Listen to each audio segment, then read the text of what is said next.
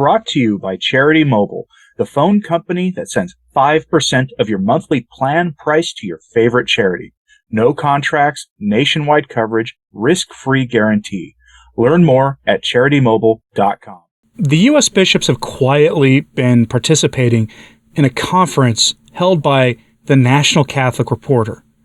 For those of you who are aware of the relationship and the history between that allegedly Catholic outlet and the U.S. bishops, that should be surprising because historically the bishops have not liked that outlet very much because that outlet has refused to stop calling itself Catholic despite the fact that the bishops have told them to numerous times. They are what we would call a dissident organization. They dissent, and I don't mean dissenting in the way of, say, resisting errors from Rome when it comes to Orthodox things being undermined, such as Francis promoting blessings of James Martin pairings, for example. No, I mean, this is an organization pushing for changes in the Church's teaching, and historically, the bishops have had a very dim view of the National Catholic Reporter. Or so we've been led to believe. They participated in a conference on, you wouldn't be surprised by this given that we're approaching spring now, but Laudato Si. Yes, Francis's famous encyclical for Care for Our Common Home. And they've been having these conferences for a few years now, which should surprise nobody whatsoever. Let's go to the story which comes from the National Catholic Reporter, who likes to brag about it with this headline. U.S. Church failing on Pope's thermometer goals, bishops say at private conference. Well, failing on these goals shouldn't be a problem. We should applaud them for it. The idea that they're rejecting Francis's big lie should give us a moment of solace and be a sign of hope that the bishops aren't going to fall for this sort of gaslighting from Rome on a really stupid issue that doesn't stand up to scrutiny. But unfortunately, they're failing on the issue not because they don't believe in it, but because they chose to try to implement it the wrong way. They chose to try to work with private organizations, mostly nonprofit groups, to try to promote the Catholic version of dealing with what I call the thermometer problem, the Laudato Si problem. All things green, that issue.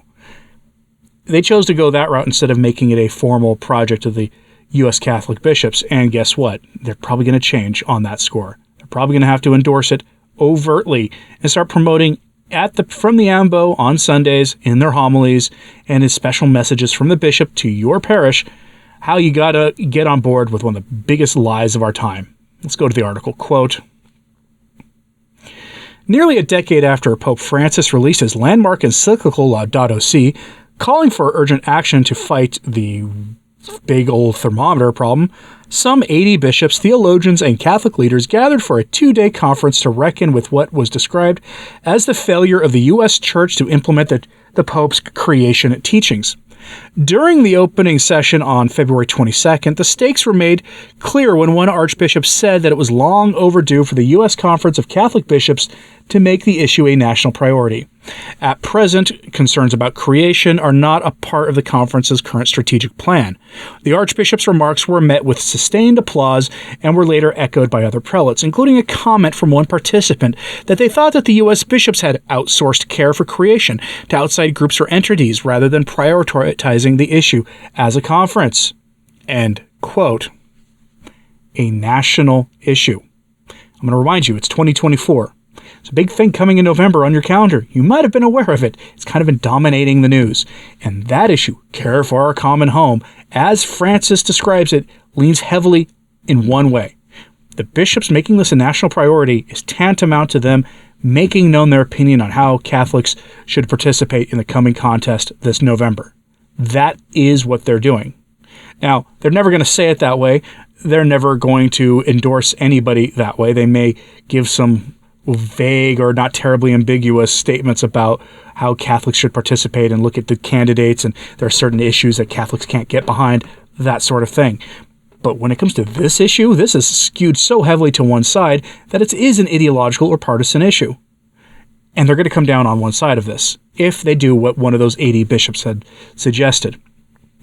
Now, you might be, again, wondering why they're participating in this event, since the U.S. Conference of Catholic Bishops has a long history of not exactly liking the National Catholic Reporter. Well, It turns out this isn't even the first time they've done this. For the last couple of years, they've done this, since 2022. They've had at least one of these every year. Some of these topics are remarkable, what they talked about.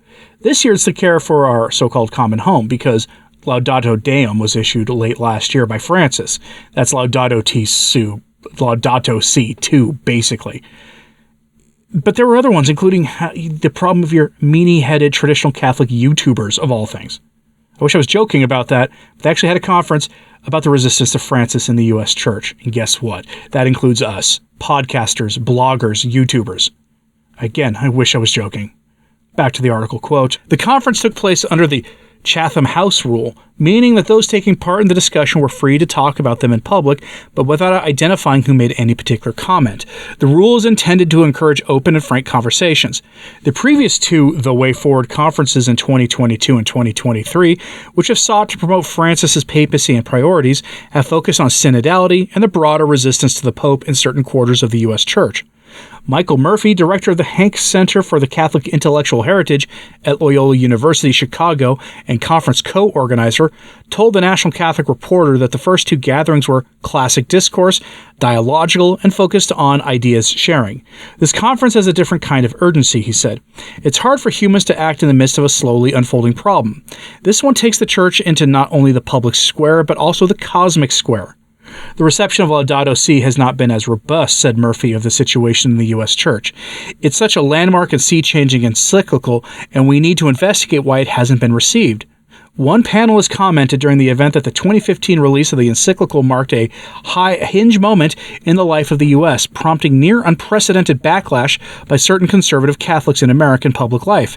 Citing essays and publications such as First Things and interviews with the likes of Republican Catholic politicians Rick Santorum and Jeb Bush that have been critical of Francis, the panelists said that Laudato Si fueled the dissent against the Pope in this country and changed the way it became acceptable to speak against him.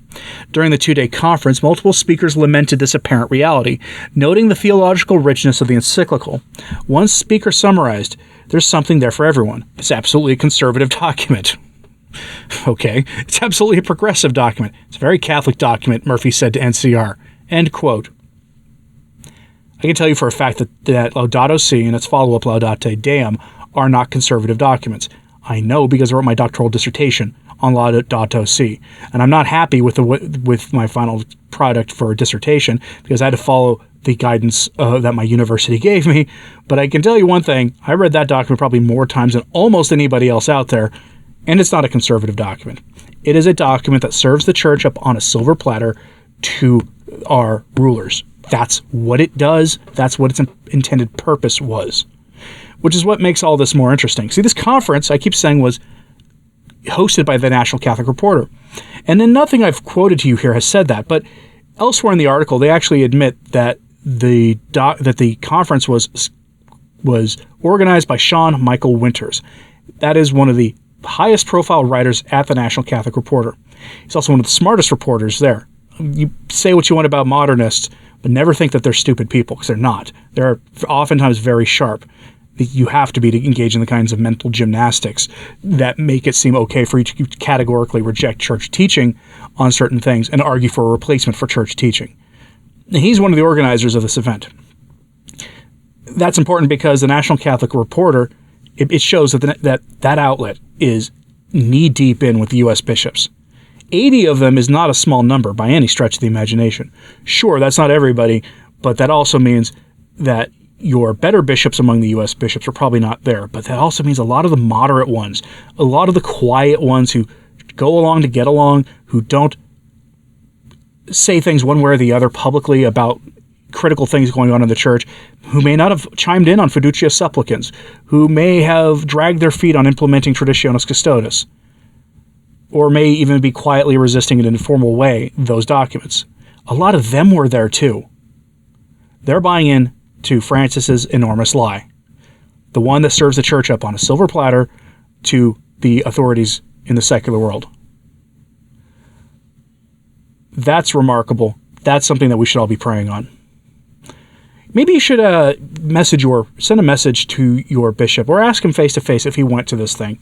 The next time you're able to see him, if you are the kind who sometimes goes to Mass at the cathedral or for whatever reason you tend to run into your bishop.